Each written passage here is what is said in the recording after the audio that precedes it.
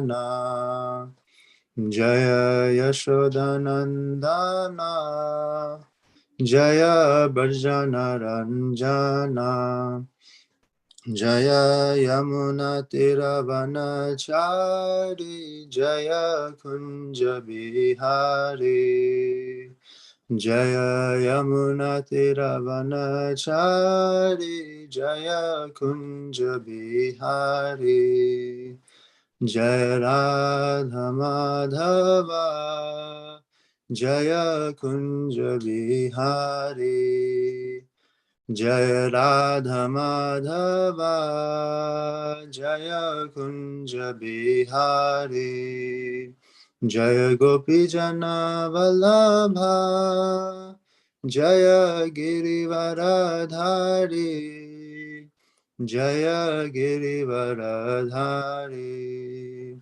Jaya Gopi Jana Vallabha Jaya Girivaradhari Jaya Girivaradhari Hare Krishna Hare Krishna Krishna Krishna Hare Hare Hare Rama Hare Rama Rama Rama Hare Hare Hare Krishna Hare Krishna Krishna Krishna Hare Hare Hare Rama Hare Rama Rama Rama Hare Hare Hare Krishna. Om Namo Bhagavate Vasudevaya. Om Namo Bhagavate Vasudevaya. Om Namo Bhagavate Vasudevaya.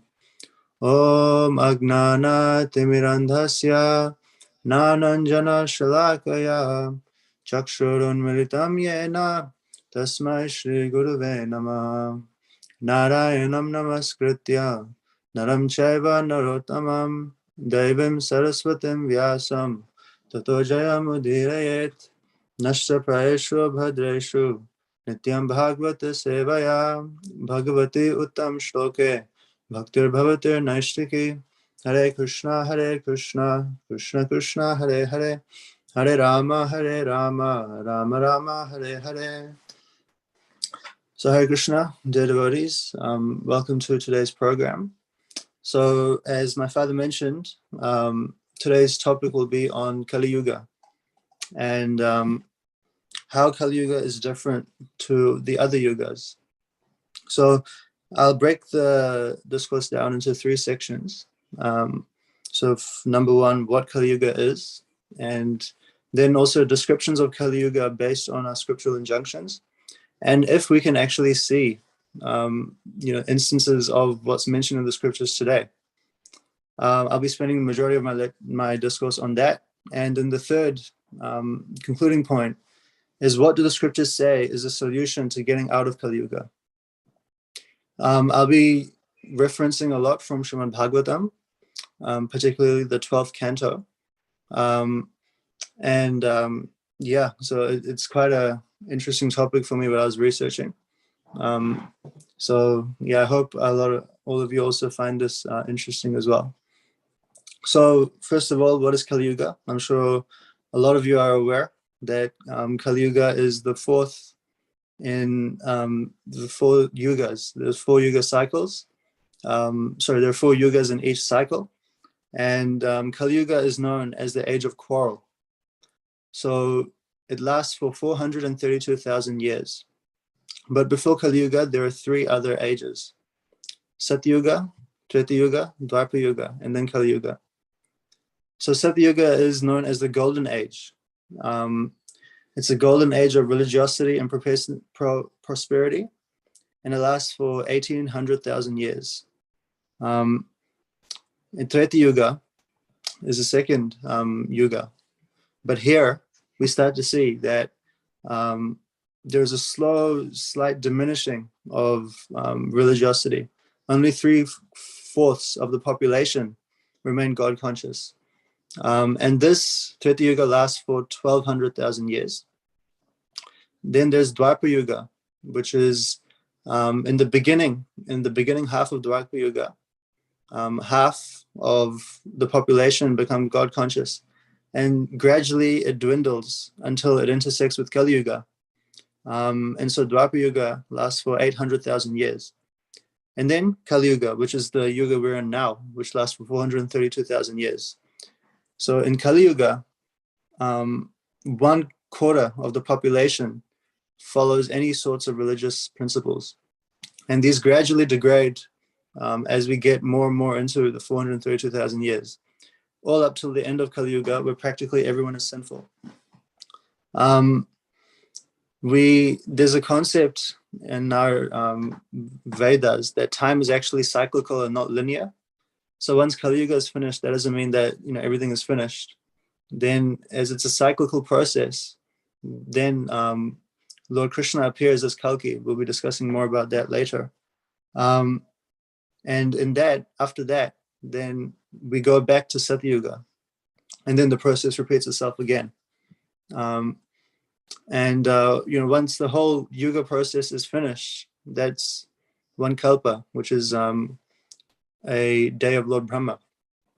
So we have actually already completed 5,000 years of Kali Yuga.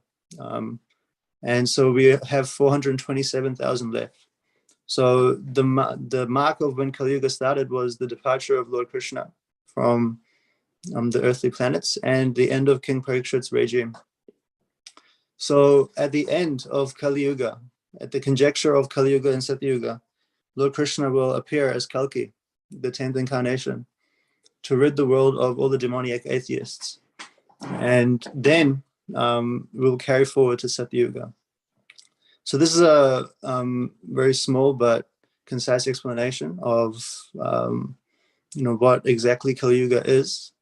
But the main focus on what I wanted to talk about today was actually explaining some of the symptoms or descriptions of Kali Yuga, and is given in the scriptures, and whether we can actually see it today, whether there's proof of these descriptions. So as I mentioned, that I'll be focusing on the Srimad Bhagavatam, and a lot of these descriptions are given in the 12th canto by Sri Sukadeva Goswami, and he predicted all the kings of the earth that would be ruling during Kali Yuga, as well as all the faults of the age. So it's the capacity to predict all these things really shows how important the Vedas are, and speaks to the validity of the Vedic injunctions and what we're also trying to follow. So the main subject matter is given in Canto 12, Chapter 2 of Srimad Bhagavatam, which is called the Symptoms of Kali Yuga. But first, I'd like to start by referencing the first canto of Srimad Bhagavatam, Chapter 1, verse 10. So I'll just read the verse and I'll read the translation. And then I'll take it from there, as Prabhupada mentions quite a lot of important points in the purport. So the verse is,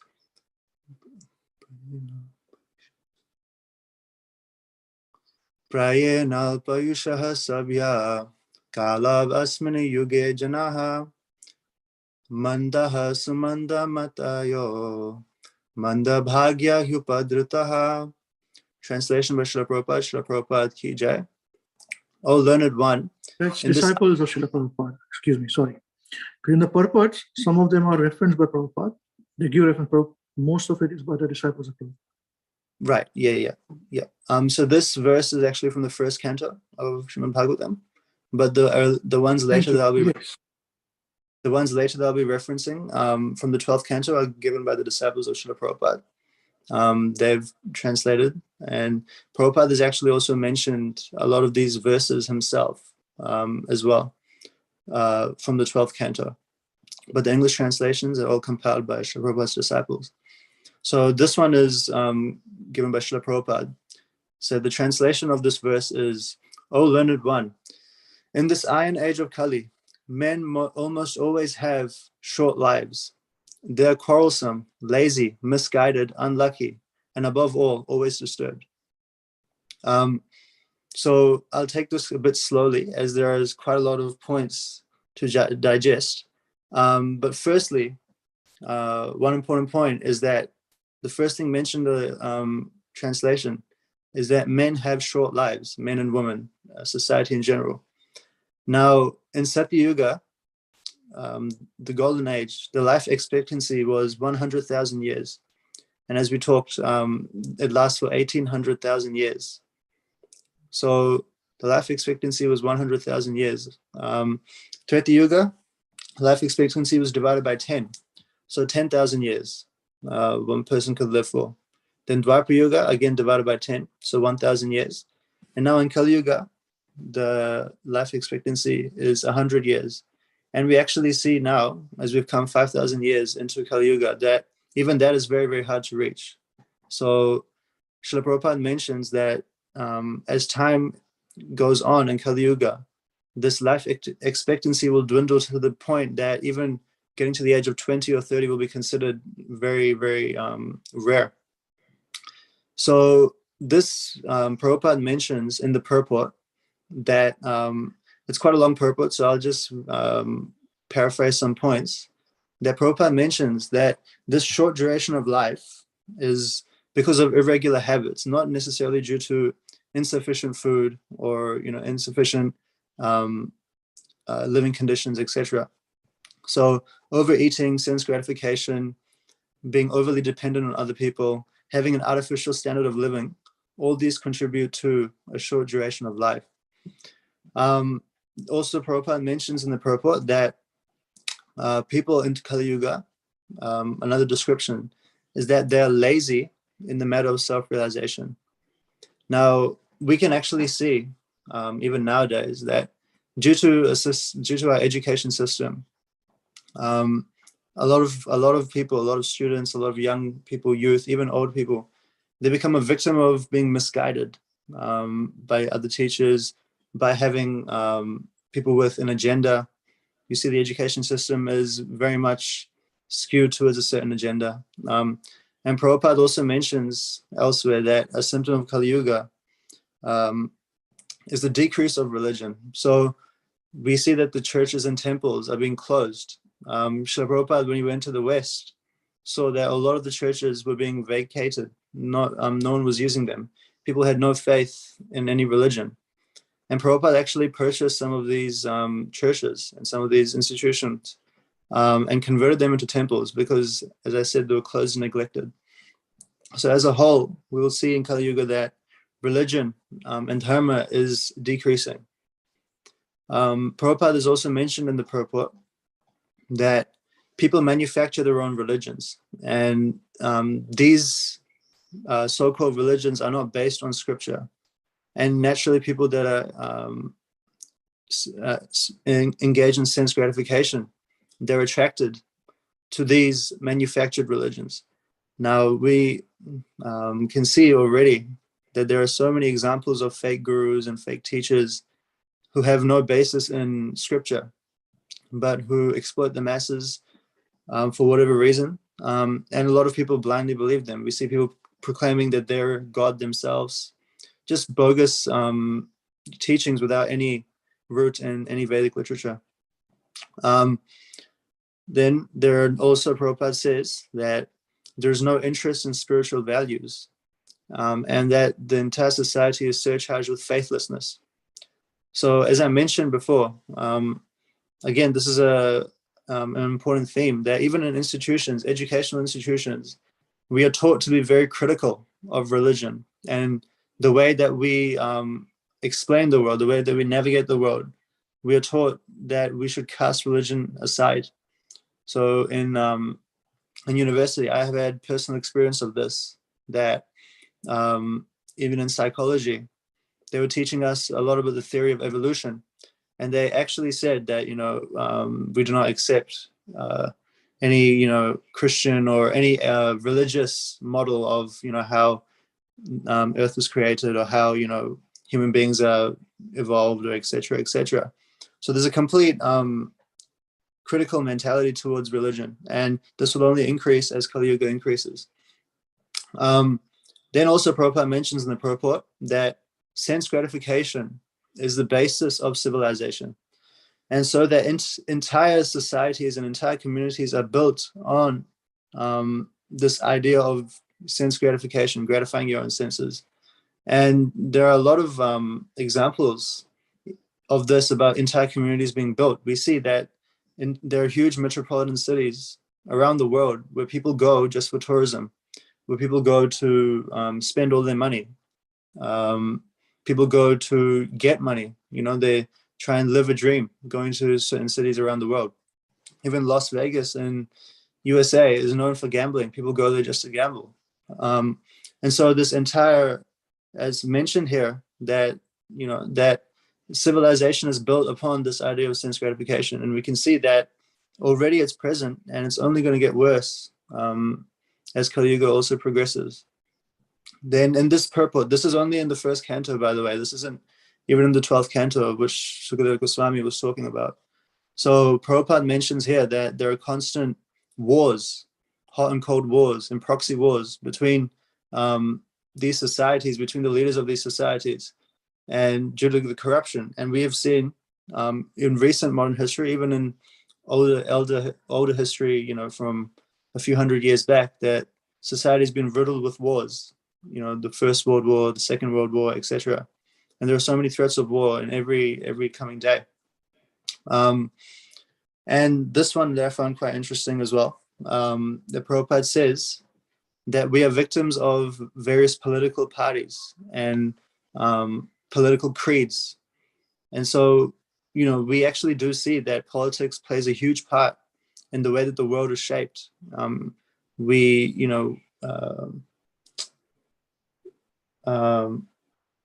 consume media a lot, and media also influences how we view the world. And it's not necessary that everything is neutral.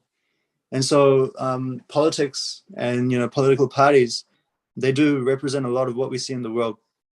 And if the leaders are corrupt, then the world will be corrupt, and that's another symptom of Kaliyuga.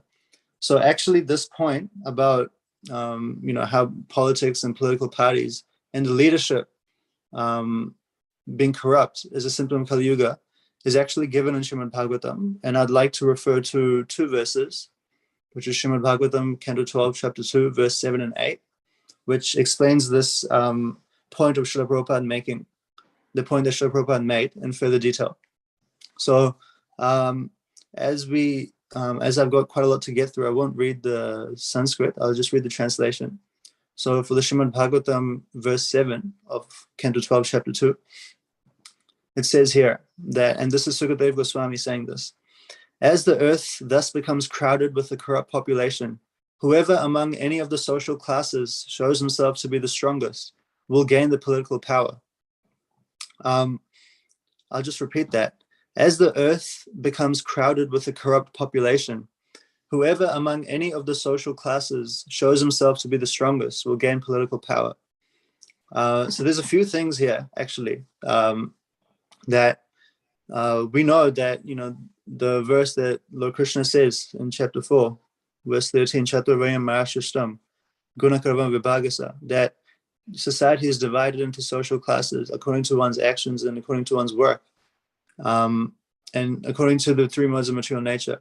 But now, in Kali Yuga, it doesn't matter whether someone is a Brahmana, someone is a Kshatriya, someone is a Vaishya, someone is a Shudra.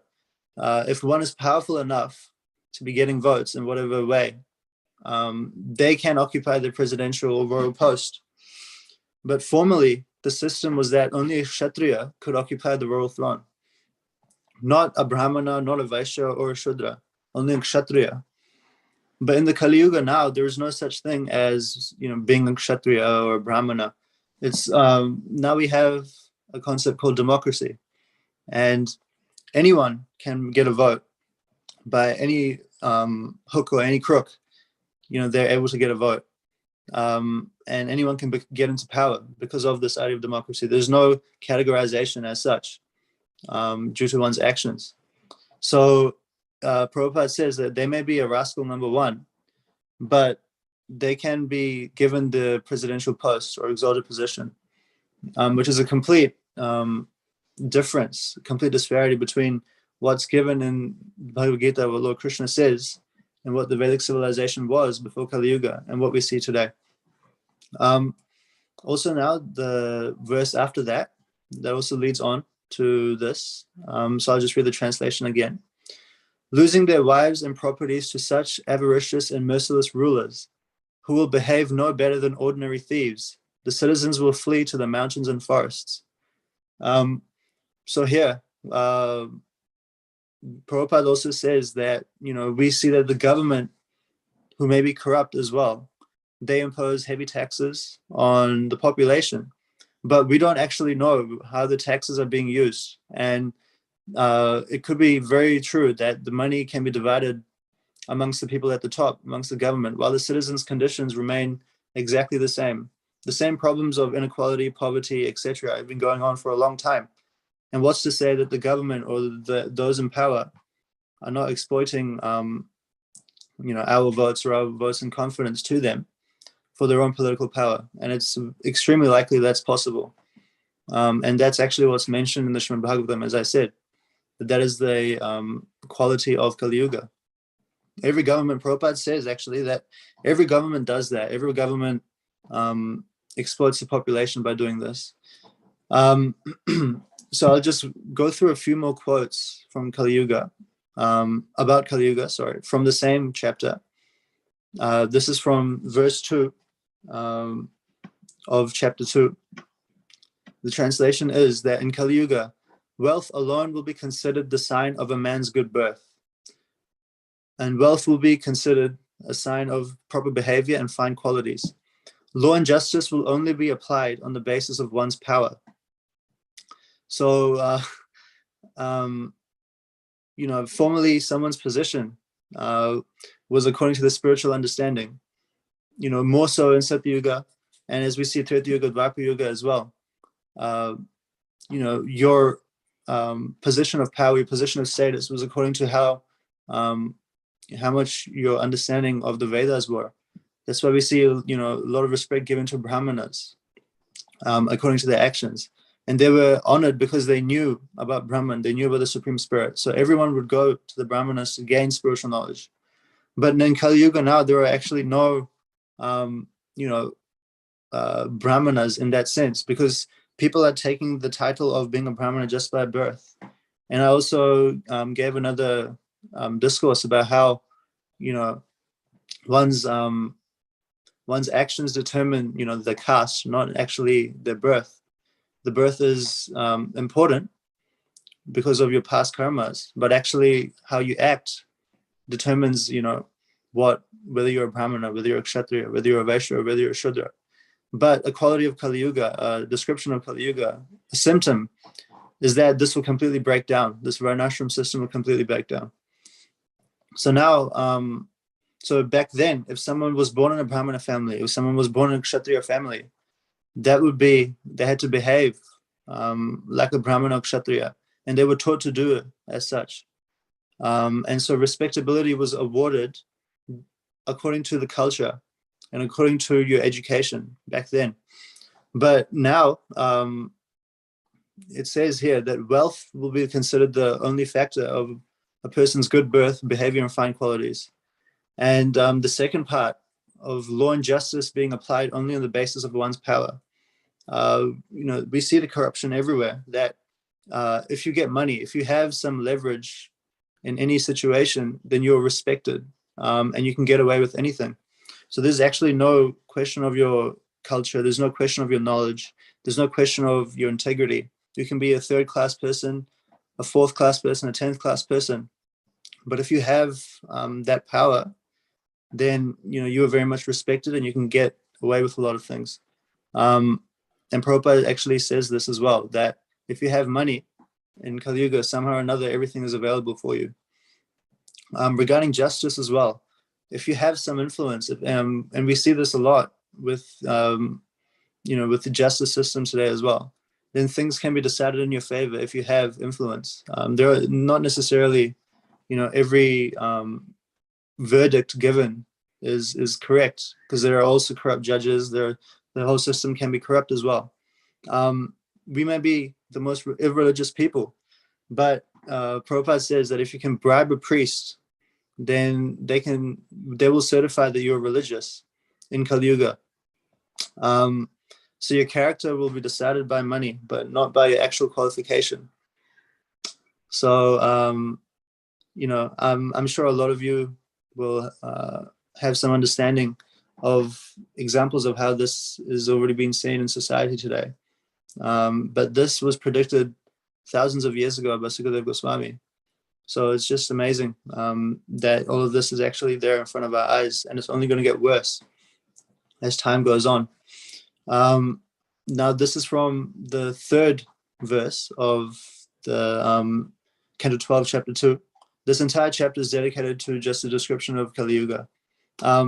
Here the translation is that men and women will live together merely because of superficial attraction, and success in business will depend on deceit. Womanliness and manliness will be judged according to one's expertise in sex, and a man will be known as a brahmana just by wearing a thread. So I mentioned this just before, that just the last point about being known as a brahmana just by wearing a thread. So Prabhupada says, and Prabhupada said this quite a lot of times as well, just because someone wears a thread, born in a brahmana family, they become very puffed up, and they think, because I'm wearing a thread, I'm now a brahmana. So they can, that gives them a ticket to act however they want. But and they believe that it doesn't matter because I'm born as a brahmana and I'm wearing a thread.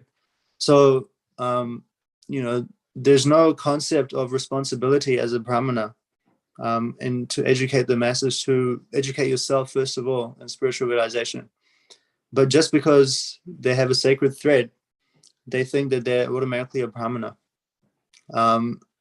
So this is again a big symptom, and this is not necessarily just about being a brahmana in terms of Vedic religion. Even around the world, people who are not following Vedic religion or have no idea, those in power, those someone who's an authority figure, just because they're given that handle of being an authority, that we see a lot of people exploit, a lot of authorities exploit their power, because they believe that they're the powerful figure, and so that completely breaks down. There's no sense of responsibility, and as I said, it will only get worse. So again, I'll just there's a few more which are also very, very important, which are really relevant to today's society. This is from the 5th verse, that a person will be judged unholy if he does not have money, and hypocrisy will be accepted as virtue. Marriage will be arranged simply by verbal agreement, and a person will think he is fit to appear in public if he has merely taken a bath. I'll just go through the first part, that a person will be judged unholy if he does not have money, and hypocrisy will be accepted as virtue. So people will think, Prabhupada says, that people will think that a person is not honorable because they do not know how to earn money, by any means. And actually, in today's society, we see that those that may not have money, those that do not have privilege, those that may be considered poor or in poverty, they're very much looked down upon and they're discriminated against in present society. And we all know, coming from a lot of us coming from India, we know how the treatment of poor people are by some people due to their own privilege and their own lack of understanding of how they were all just spirit souls. And so again, that this is very much symptomatic of Kaliyuga and very much symptomatic of what we can see today. And also then, just moving forward, the next verse, this is very, very interesting. The translation again is that a sacred place will be taken to consist of no more than a reservoir of water located at a distance, and beauty will be thought to depend on one's hairstyle. Filling the belly will become the goal of life, and one who is audacious will be accepted as truthful. He who can maintain a family will be regarded as an expert man, and the principles of religion will be observed only for the sake of reputation. There's quite a lot of points in this one, but I'll just go through a few which I thought were quite interesting. Just the first part, actually, where it says that a sacred place will be taken to consist of no more than a reservoir of water located at a distance. So Prabhupada has actually said a few points on this. I'd just like to read them out. That Prabhupada says that one shall be considered very expert if they can maintain their family, as mentioned in the translation. So, in other words, we even see nowadays that due to poverty and due to whatever social situation that people are in, it's becoming very hard for people to provide for a family, to even start a family, sustain a family. We see that there are actually there's a lot of population control in some countries as well. China also has a population control system where you can't have more than one child. So certain restrictions are being placed in order to combat this lack of sustainability and starting a family already. What to speak of in another 1,000 years from now. But first, from just the starting again, that people think that a place of pilgrimage is very far away. Prabhupada actually gives an example that the Ganges, the river Ganga, it flows through Calcutta. But no one actually wants to take a bath in the Calcutta Ganga, the Ganga River in Calcutta. Everyone wants to go to Haridwar and as a place of pilgrimage and do it there. But the Ganga is actually the same. There's no difference. But yet people go all the way to Haridwar as a place of pilgrimage. But we know from our understanding that a place of pilgrimage is not actually a physical place, but it's actually wherever there are devotees of the Lord. And we all know this verse. Srila Gurudev actually refers to this verse a lot too, which is Srimad Bhagavatam, Canto 1, Chapter 3, verse 10. Bhavad Vida Bhagavatas Tirtha Bhuta Swayam Vibho Tirti Kurvanti Tirthani Swantahastena Gadabrata. So the point is Tirti Kurvanti Tirthani, that devotees like, the translation is, my Lord, devotees like your good self are verily holy places personified. Because you carry the personality of Godhead within your heart, you turn all places into places of pilgrimage. So wherever there are devotees, it becomes a place of pilgrimage. That's why Srila Gurudev also says that we take Vrindavan wherever we are. We don't have to go to Vrindavan. We don't have to go to a dham. We take the dham with us. We create an environment where, Lord Krishna is there. And that's through the association of devotees. That's not through actually going physically to a place. And again, we see that this understanding, this is actually not an understanding that was, it was revolutionary for myself. It was revolutionary for my family as well.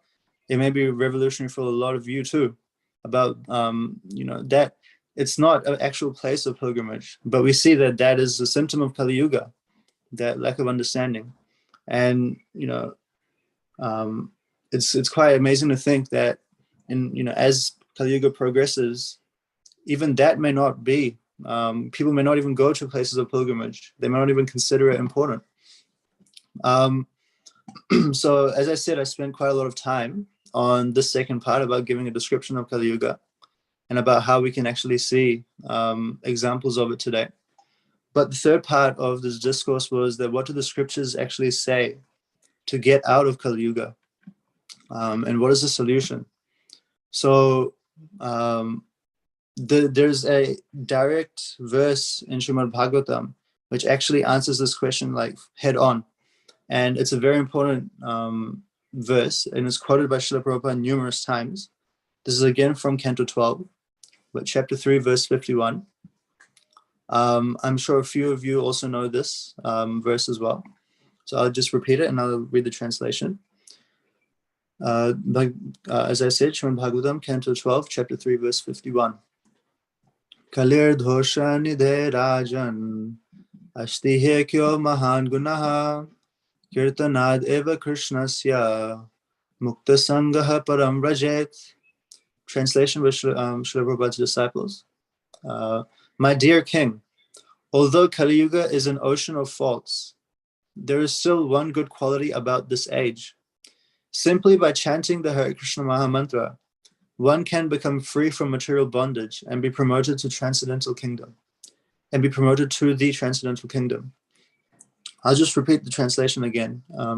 My dear king, although Kaliyuga is an ocean of faults, there is still one good quality about this age.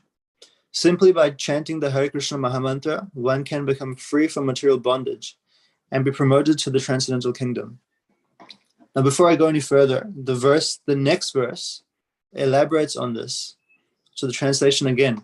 Whatever result was obtained in Satyuga by meditating on Vishnu, in Treta Yuga by performing sacrifices, and in Dvapara Yuga by serving the Lord's lotus feet, these all can be obtained in Kali Yuga simply by chanting the Hare Krishna Mahamantra. What a wonderful, wonderful verse. And it basically answers the question completely. And Prabhupada, I'll just refer to a few points that Srila Prabhupada said. That simply by chanting the holy name of the Lord, one can attain perfect self-realization. This was attained by doing the yoga system in Satyuga. It was attained by fire sacrifices in Treta Yuga, and in temple worship in Dvapara Yuga, by large-scale temple worship. But this, having so much austerity back then, it can be attained simply by the kirtan of Lord Hari.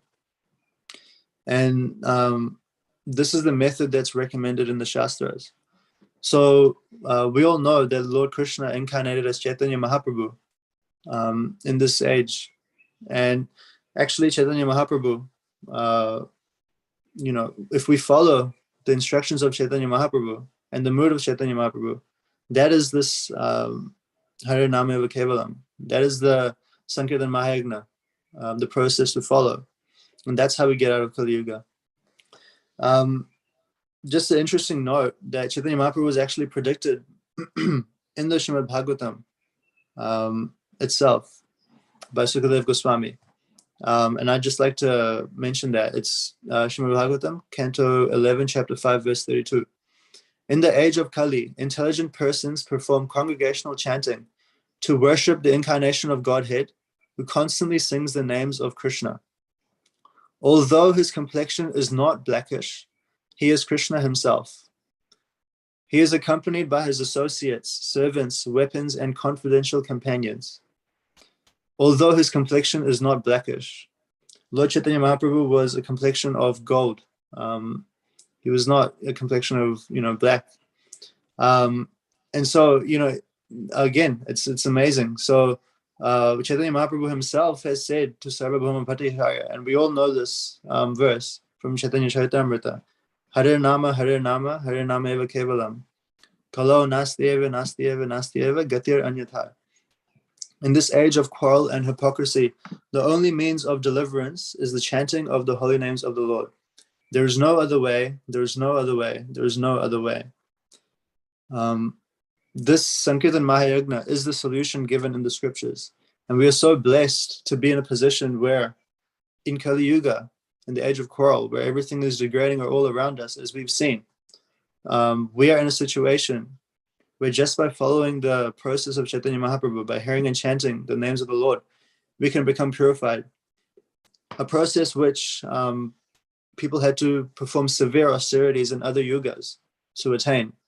So actually, being born in Kali Yuga is both a curse, but is also a very big blessing as well. That we actually don't have to do as much austerity as other people had to do, as other devotees had to do in earlier yugas to attain self-realization. And we have this process, this Gaudiya Vaishnava Sampradaya process that Srila Prabhupada broke down so nicely for us, gave us in a very structured way. Just if we follow that, then we can get out of Kali Yuga and we can become purified. So I'd just like to finish on just one quote that Srila Prabhupada said, that he was saying that because we all have a little desire to know, because we all have a little desire, that we all have something, some inkling to know about this spiritual truth, then we take a small fire and we fan it. That's what Srila Prabhupada did. Then it'll become a blazing fire. So Kaliyuga actually means, as we said, that there's no Brahmana. But wherever there's a little tendency of becoming a Brahmana, Srila Prabhupada will accept it. Otherwise, there is no question of pushing on this movement that Srila Prabhupada started. So wherever there's a little chance, we take advantage. That is our process. And that is what Srila Prabhupada did when Srila Prabhupada went to America. He knew that America was the place where revolution was happening. We saw in the 60s, the whole hippie movement, etc. So just a little inclination is all that you need, is all that Srila Prabhupada wants to fan the flame and then to begin our process of Bhakti Yoga. So, and that's how we get into the Sampradaya. And once we get into the Sampradaya, then we only have to follow the instructions of Guru and Krishna. That is the process of coming out of Kaliyuga. It's Hare Nama, Hare Nama, Hare Nama Kevalam. So that concludes my discourse. Hare Krishna. Thank you all for listening. It was quite jam-packed, but I hope you all got a few pointers about how we can actually see Kaliyuga, symptoms of Kaliyuga, given thousands of years ago by Sri Sukadeva Goswami, how we can apply it to the world today. And we all know the solution to coming out of Kaliyuga as well. Hare Krishna. If anyone would like to add on to anything that I've said, or if you have any points that you'd like to share, any questions, please let us know. We have some time if required. Hare Krishna. And Amrishpur, if you want to say something as well to add on, that'd be great. Hare Krishna.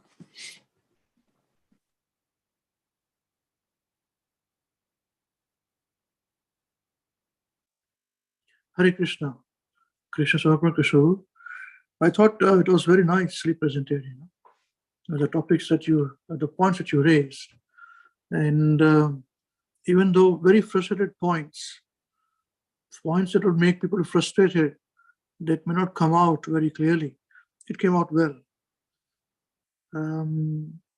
So I like the point that everything is not doom and gloom in Kali Yuga. There is still hope. And the hope is good.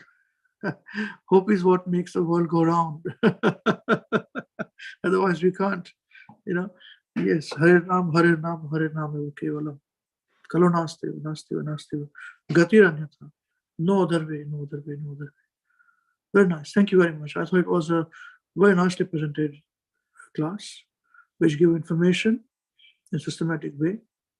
And it helped me personally as well. I'm sure it would have helped others as well, devotees too. So the forum is open. If anyone wants to say anything or have any questions they want to ask you, please feel free. Hare Krishna.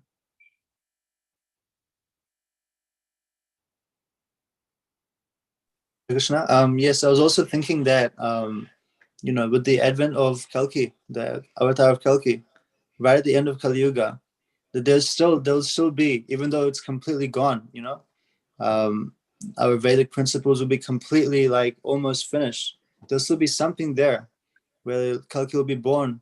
It's said that Lord Kalki will be born in a Brahmana family as a son of a Brahmana. So there's still something there right at the end as well. That there's it's not complete doom and gloom. And we're actually in the golden age of Kali Yuga, where it's said for the next 10,000 years that, this Hare Krishna Mahamantra will be propagated in every town and village by vision by Sri Bhaktivinoda Thakur. And actually, I think you said that this, in some sort of time frame, was supposed to happen very recently as well, that 10,000 years should start, I think, in the next couple of years. I think, did you mention that? I think 2025 or something like that. I'm not sure how verified that is, but ideally from when Srila Prabhupada came to the West, that is when I consider that the beginning of the golden age, of Krishna consciousness. So we're actually in a prime position of being right at the beginning of this golden age. So yeah, a lot of things to consider. Hare Krishna. Jai, Srila Prabhupada ki jai. Okay, so yes, if any devotees wants to say anything, realizations or questions, please feel free. Now's the time.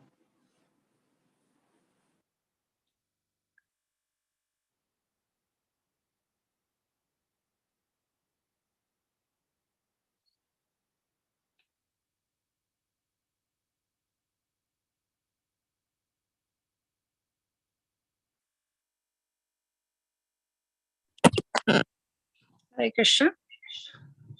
Thank you very much, Krishna Samarpana Krishna for the nice class. On that last point, when you're saying about the prediction that the next 10,000 years, Krishna consciousness is going to spread all over in every town and village. I was just thinking that just from a perspective, like from my perspective, I was thinking, so how does that relate to my devotional service? The thought came to my mind that whether I do anything or I don't do anything, this is going to happen. There is no question about it. It's not dependent on, if I'm going to do anything or not. But I could take advantage of this and pray to all the great acharyas and to Srila Gurudev and Srila Prabhupada, and that I want to be a part of this, to be a contributor to that golden age, to where the preaching of Krishna consciousness is spread all over the world. So that could be like, I just thought it was relevant in terms of how sometimes how you want to be a part of it, and it can happen by prayers. So I just thought I should just share that. Hare Krishna. Hare Krishna, you've actually said this a lot of times to me personally as well. That's the mentality, that it's going to happen, but you want to get on that train. You don't want to miss it. So Hare Krishna, thank you very much for sharing that.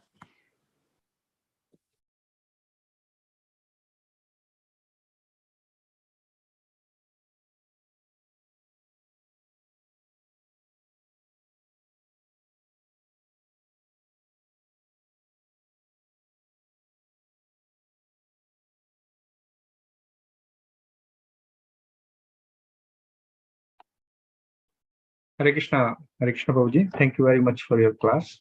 It was very good references given, and and very good description about Kaliyuga. And it's true, we can see all around that is happening. It's here.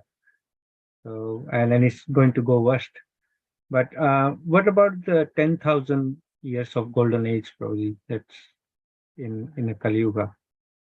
Can you elaborate on that as well, please?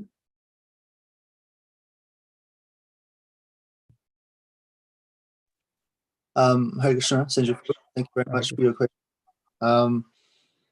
So from my understanding, and I'll invite other devotees as well to share their realizations about this too, is that the 10,000 years, so actually after Chaitanya Mahaprabhu departed,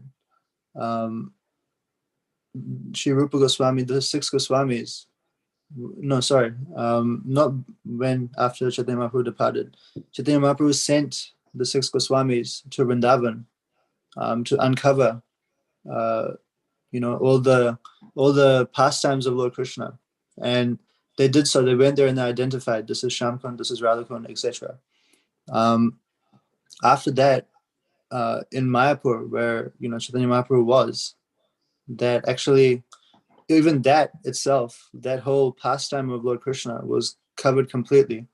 But we know the story of Bhaktivinoda Thakur taking Jagannath Das Babaji Maharaj to that place, and he identified this as a place of Mayapur, where Lord Chaitanya Mahaprabhu did his pastimes. And then Sri Bhaktivinoda Thakur had a vision from his bedroom that, of people chanting the Mahamantra in every town and village for the next 10,000 years. And all it took was one person, that was Srila Prabhupada, to go all around the world and propagate this Gaudiya Vaishnava, Brahma Madhva Gaudiya Vaishnava Sampradaya to the rest of the world. So this period of 10,000 years is a period in which Krishna consciousness will be propagated all around the world.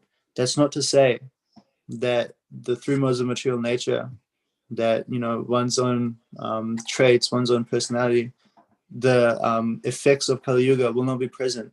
We see ourselves today that even following the movement, I have a lot of struggles doing so. You talked yourself in your lecture, Prabhuji, as well, with Divyanshi Mataji's question, that there is a lot of self-control that we have to have in order to follow the movement. But this ticket is still there. The ticket is not disappearing. This 10,000 years is something that we can make a use of. Once the 10,000 years finishes, I'm not quite sure technically about what happens, but after that, it'll become very, very difficult, to actually even know that these things were there, that, this whole process, this whole Bhakti Yoga process, Srila Prabhupada's books, Srila Prabhupada's teachings, the teachings of Lord Chaitanya, Srimad Bhagavad Gita, Srimad Bhagavatam. Who knows in 10,000 years, after this golden age is finished, whether the information will still be available. And so that itself, we can see today that we are in a position where this information is made available for us. And so, whether anyone believes that this is a golden age or not, the fact is that we have enough information to follow a process of Bhakti Yoga. It's just up to us. It's just up to myself to follow it and to defeat my mind, to win in that battle between me and myself. And so, to answer your question, that this 10,000 years should be the time where we see that Krishna consciousness is propagated in every town and village, and particularly now at the inception of the 10,000 years is a prime position for all of us, as all information is available. There's no deterioration as time progresses. We can see that Srila Prabhupada's, we can hear Prabhupada's lectures, we can read Prabhupada's books as they originally were. We can listen to Srila Prabhupada's disciples, who are very qualified and who are sent by Prabhupada himself. And we also have association of very fine devotees as well, who are also encouraging us, who are also inspiring us. So there's a lot to take, a lot to chew in, which Prabhupada has already chewed for us. And the whole process is there at the moment. And according to Sri Bhaktivinoda Thakur, according to our Vedic injunctions, it should be there for the next 10,000 years. And I certainly don't want to wait around and miss the ticket now and see where I'll end up, if I'm not going back to Godhead by then. So Hare Krishna. Thank you, Virji. I hope that somewhat answers your question. If you could also add some points as well. Hare Krishna. Thank you, Prabhuji. It's very, very well. You answered it very good. Yes, Prabhuji. Yes, everything is available, and Srila Prabhupada, as you said, that we can hear him, we can see the videos, we can all Srila Prabhupada disciples here. So it's made available easily for us. And if we're still not taking advantage of it, so we're missing the boat. So then it's not that golden age for us. So thank you very much. Thank you for answering.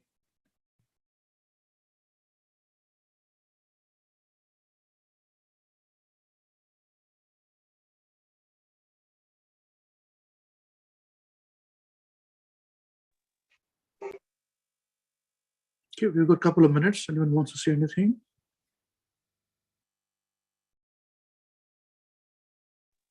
Hare Krishna, Prabhu. I have one question that though we are following Krishna consciousness and we are aspiring devotees, but I see a lot of time that I too make this mistake of going into the entanglement of hypocrisy. And whatever I've also seen this, that whatever we speak or we preach, but sometimes it lack practice. And sometimes I feel that hypocrisy just rules our mind and consciousness. So in that condition, what we should do, bro? Like in this age of Kali, it is very much prominent. So how to just be free from this hypocrisy and just we, because I've also seen myself and people around that we all try to preach things, but we all try to make people aware of all this as we are aspiring, but sometimes we all we end up, I end up being hypocrite. Sometimes I feel that. So in such condition, what I should do, what should be my take? Hare Krishna.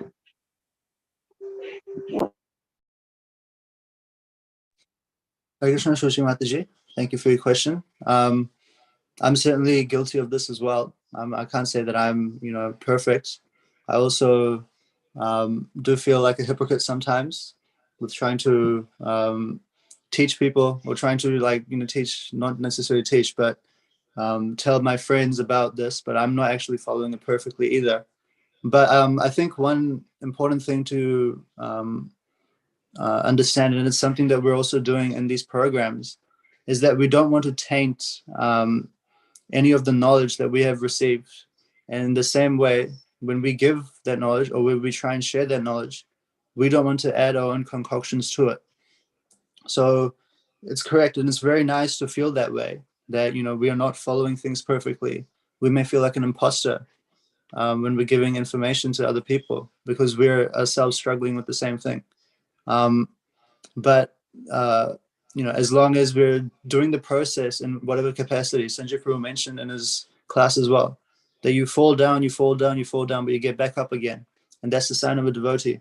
So no matter how many times we are, conditioned to fall down, no matter how many times you may feel that you're not progressing, as long as the process is being stuck to, then there is some purity there, and there is always ways in which we can improve our devotional service. But also that whatever you've been taught, whatever you're learning, whatever scriptures you've read, that should not we should not apply our own mind. We should not invent anything.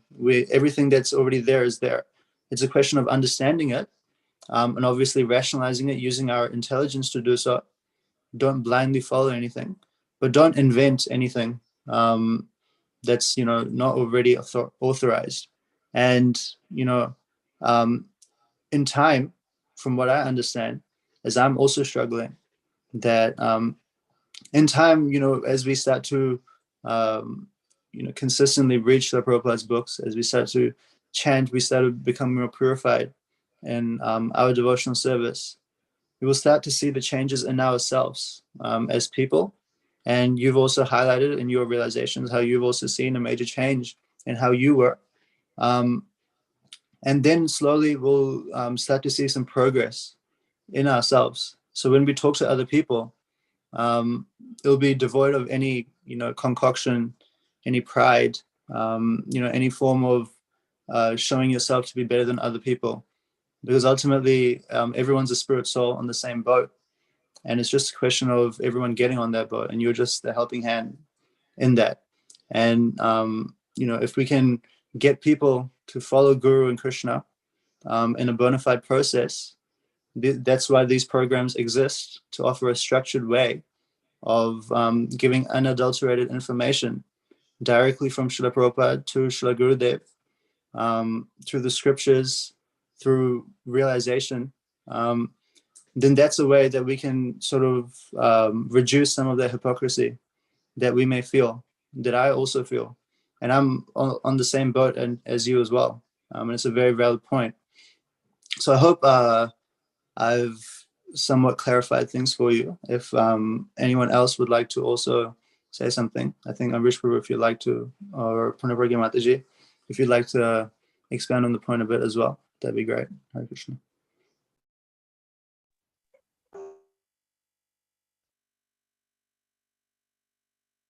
Hare Krishna. So you explained very nicely on this point.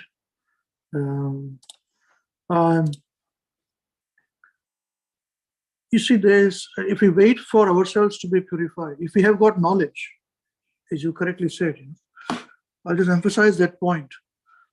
This is a very rare jewel that we have achieved through Parampara system. And this knowledge is undiluted. Because what we heard from Prabhupada was spoken by Guru Maharaj, what I heard was spoken by me, and then what has been spoken by me is spoken by so many devotees who are tutors and leaders. What you speak in the programs. And whatever we speak, we read. We make people read the source. So nobody can change things, you see. Now this knowledge is pure. We may not be pure. Knowledge is pure. Knowledge purifies us every time. So every time we read the same book, we get some other deeper realizations. So if we wait for ourselves to be purified and then speak, it's going to be too late. So we should feel we are not qualified. We must submit to the senior authorities through whom knowledge is received. We must submit to Srila Prabhupada's knowledge and humbly be just a postman of delivering that knowledge. And you can say, I'm also trying to purify myself. That's it. Otherwise, we could not have these programs running. It's 21 years now. Is that okay, Suchi Mataji? Yes, sir. Yes. Thank you so much. Is it okay, Krishna Das? Is it okay for you? Yeah, perfectly explained. Thank you, Guruji. And just one more point before we finish. This was an important point. So, Chaitanya Mahaprabhu predicted this, about 10,000 years, and about how the movement will be spread. He said that Prithvite ache yata nagaradi gram sarvatra prachar hoi mora naam. So this is mentioned in the Srila Prabhupada once in Hyderabad for giving a class. And Prabhupada says, there is no credit to me on this. And Prabhupada says completely, so there is no credit for me. But it is only a teeny attempt, an humble attempt. So if one man can do this, if you say some success, why not all of us? See, this is a prediction of Lord Chaitanya Mahaprabhu. As many towns and villages are there all over the world, this Krishna consciousness movement will be spread. Chaitanya Mahaprabhu has given power of attorney to all Indians. Bharata bhumite hoila manusya janma yaar. Chaitanya Adi Lila 941. He is speaking to the manusya, not the cats and dogs. So manusya janma yaar, janma sarthak kari. First of all, try to understand what is the purpose of life. This is called janma sarthak. Janma sarthak kari kara paropakar. Go everywhere. There is very good demand for Krishna consciousness. So, yes, we are cautious. We don't change anything. We are very particular about changing our own self. But we are delivering this message as a postman. Okay. All right. Thank you very much, Krishna. Is it okay for you? Thank you, Guruji. Thank you for clarifying and explaining in detail. Hare Krishna. Okay. Hare Krishna. So thank you very much. With this, we now conclude the program on the topic of what is Kaliyuga, how is it different from other yugas. Thank you very much, Krishna, for this and for the participation. So now we will come to the next class, which is the beginners program. We will disconnect our YouTube